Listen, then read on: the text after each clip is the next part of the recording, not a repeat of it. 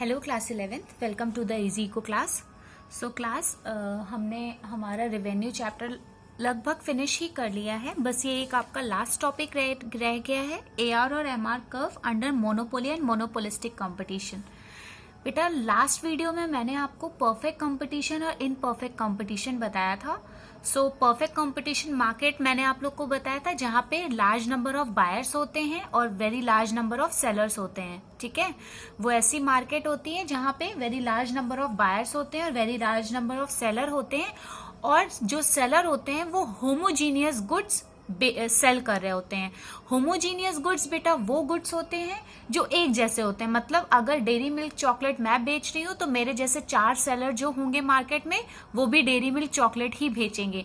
मैं जितने का बेच रही हूँ मेरे जैसे 4 सेलर भी उस मार्केट में उतने का ही बेचेंगे। मैंने आप लोग को बताया था ना, प्राइस फिक्स्ड होता है, कांस्टेंट होता है, क्योंकि मार्केट प्राइस डिसाइड करती है, ना कि सेलर। ठीक है, और इम्परफेक्ट क्या बताया था, जहां पे प्राइस फिक्स्ड नहीं होता है, प्राइस चेंज होता रहता है। वहां पे हम अपना सामान बेचने के लिए, अपनी कमोडिटी बेचने के लिए हम प्राइस को कम कर देते हैं। ठीक है, ये इम्परफेक्ट में मैंने बताया था आपको।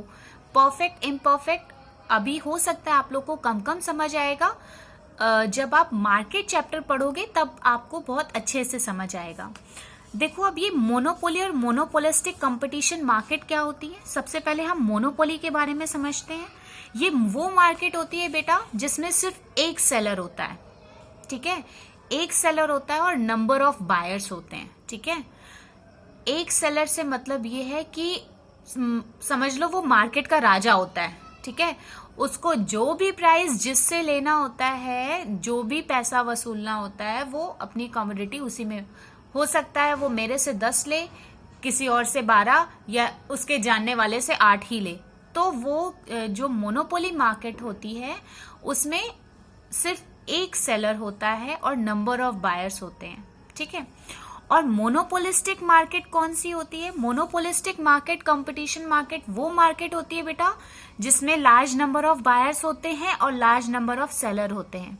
ठीक, ये होती है मोनोपोलिस्टिक मार्केट।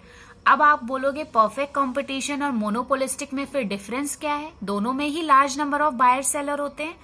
तो डिफरेंस बेटा ये है कि परफेक्ट कंपटीशन में हम होमोजीनियस गुड्स बेचते हैं, मतलब एक जैसे गुड्स, सेम गुड्स, बिल्कुल सेम गुड्स। होमोजीनियस मीन्स होता ही है सेम। और मोनोपोलिस्टिक कंपटीशन मार्केट में हम लोग डिफरेंशिएटेड गुड्स बेचते हैं, मतलब अलग अलग तरह के गुड्स बेचते हैं। मेरा गुड जो होगा वो दूसरे सेलर से मैच नहीं करेगा। ठीक है, ये होता है मेन डिफरेंस मोनोपोलिस्टिक और परफेक्ट कंपटीशन मार्केट में। आई होप दोनों तरह की मार्केट आपको समझ आ गई होंगी कि मोनोपोली मार्केट क्या होती है और आपकी मोनोपोलिस्टिक मार्केट क्या होती है। अब देखो मोनोपोली और मोनोपोलिस्टिक मार्केट में एआर और एमआर का कर्व क्या होता है, समझो। मैंने आप लोगों को बताया था बेटा कि एआर जो होता है वो आपका प्राइस के बराबर होता है। ठीक है, एआर जो होता है आपका वो प्राइस के बराबर होता है। ठीक, इसको ऐसे समझ लो बेटा कि ये वाई एक्सिस है, ये एक्स एक्सिस है। अब जब मैंने बोला आपको कि एआर जो है वो प्राइस के बराबर होता है, तो यहाँ पे जो हमारा एआर होगा, हम यहाँ पे मोनोपोली और यहाँ पे मोनोपोलिस्टिक का बनाएंगे। ठीक है, दोनों ही केस बनाएंगे। यहाँ पे कैसे होते हैं। सो यहाँ पे हम लोग क्या लिखते हैं, आउटपुट लिखते हैं या फिर यूनिट्स लिखते हैं या फिर क्वांटिटी लिखते हैं। मतलब आप कुछ भी लिख सकते हो। ठीक है, आउटपुट लिखो या यूनिट लिखो या क्वांटिटी, कुछ भी लिख सकते हो आप।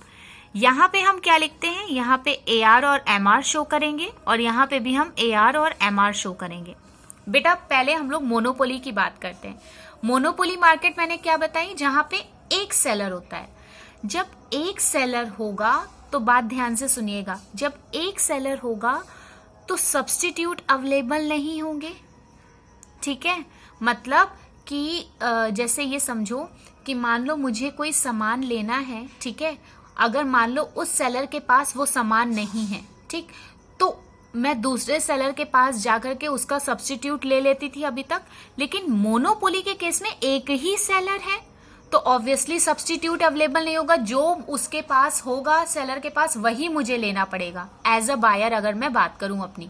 ठीक है, तो जब हमारा सब्स्टिट्यूट अवेलेबल नहीं होता है उस केस में जो इलास्टिसिटी होती है हमारी वो इनइलास्टिक होती है। ठीक है, उस केस में क्या है, इनइलास्टिक होती है। क्यों? क्योंकि सब्स्टिट्यूट्स अवेलेबल ही नहीं है। समझ में आ रहा है ना?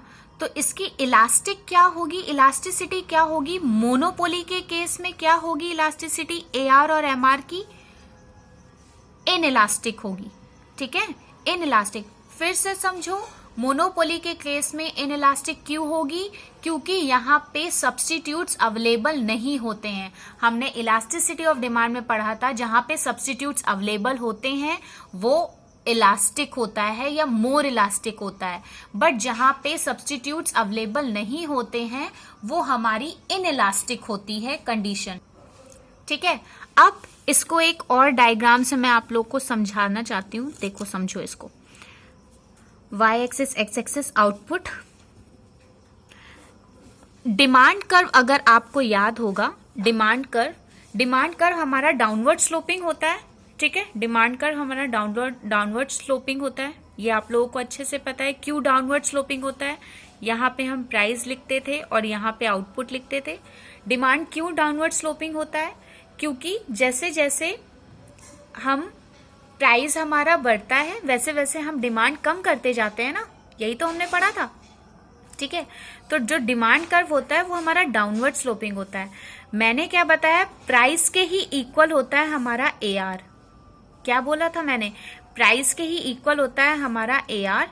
तो यहाँ पे इसका कर्व कैसे बनेगा? मोनोपोली की कंडीशन में, मोनोपोली की कंडीशन में कर्व कैसे बनेगा? ये हमारी इनइलास्टिक कंडीशन है बेटा। मोनोपोली के केस में मैंने इनइलास्टिक कंडीशन बताई ना, क्योंकि सब्स्टिट्यूट्स अवेलेबल नहीं है। तो ये जो कर्व बनता है हमारा थोड़ा स्टीपर बनता है। कैसा बनता है? स्टीपर।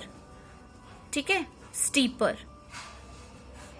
थोड़ा सा एआर से, मतलब आपके वाई एक्सिस से लग के बनता है। ठीक है, मोनोपोली की कंडीशन में जो एआर का कर्व बनता है वो हमारा स्टीपर होता है। ये आपको मैंने इसलिए बना के दिखाया डिमांड कर्व, ताकि आप लोग कंपैरिजन कर सको कि यहाँ पे प्राइस और एआर सेम है, मतलब डिमांड कर्व ही हम यहाँ लेंगे।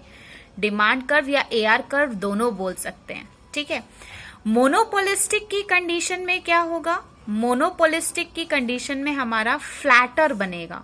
कैसा बनेगा? थोड़ा सा फ्लैटर। क्या? AR curve. एआर कर्व जो होगा हमारा वो फ्लैटर होगा। क्यों फ्लैटर होगा? क्योंकि ये हमारी मोर इलास्टिक कंडीशन होती है। यहाँ पे मोर इलास्टिक होता है। क्यों मोर इलास्टिक होता है? क्योंकि क्लोज सब्स्टिट्यूट्स अवेलेबल होते हैं। समझ में आ गया इतना? ये तो हमारा हो गया एआर का, और सेम ऐसे ही एमआर भी होता है बेटा। अब एक चीज और समझो, ये आपका एमआर हो गया।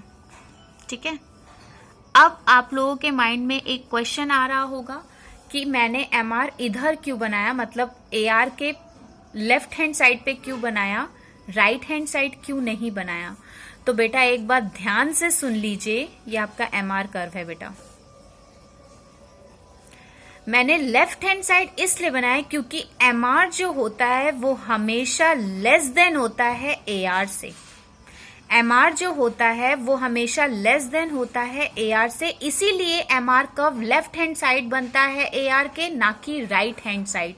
आप लोगों को पता है अच्छे से, राइट हैंड साइड वही चीजें बनती हैं जो बढ़ रही होती हैं या जो ज्यादा होती हैं। लेफ्ट हैंड साइड वो कर्व बनते हैं जो कम होते हैं या कम हो रहे होते हैं। ठीक है, तो इसीलिए मैंने एमआर कर्व को एआर के लेफ्ट हैंड साइड बनाया है। अब ये समझो कैसे, जो आपका एआर है वो कभी भी जीरो और नेगेटिव नहीं होता, ये आपको अच्छे से पता है। लेकिन एमआर जो होता है हमारा वो जीरो भी होता है और नेगेटिव भी होता है। ठीक है, इसीलिए एआर जो है वो हमेशा ग्रेटर देन रहता है एमआर से। अब जब ये जीरो और नेगेटिव होगा नहीं तो ऑब्वियसली एमआर से ज्यादा होगा, तो इसीलिए हम एमआर कर्व को हमेशा लेफ्ट हैंड साइड बनाते हैं एआर के। इतना हमेशा ध्यान रखिएगा। बस इतना सा ही आपका ये टॉपिक था, यही मुझे बताना था, यही मेन टॉपिक था आपका। ठीक है, ये याद रखना कि एआर जो है वो मोनोपोली के केस में स्टीपर कर्व होता है और मोनोपोलिस्टिक के केस में फ्लैटर कर्व होता है। ठीक, समझ में आ गया? बस इतना टॉपिक था। अब हम नेक्स्ट वीडियो में या नेक्स्ट क्लास में हम अपना स्टैट्स चालू करेंगे। स्टैट्स जिस मेजर्स ऑफ टेंडेंसी, ठीक है, measures of tendency 5th chapter है आपका, ये हम स्टार्ट करेंगे। Thank you class.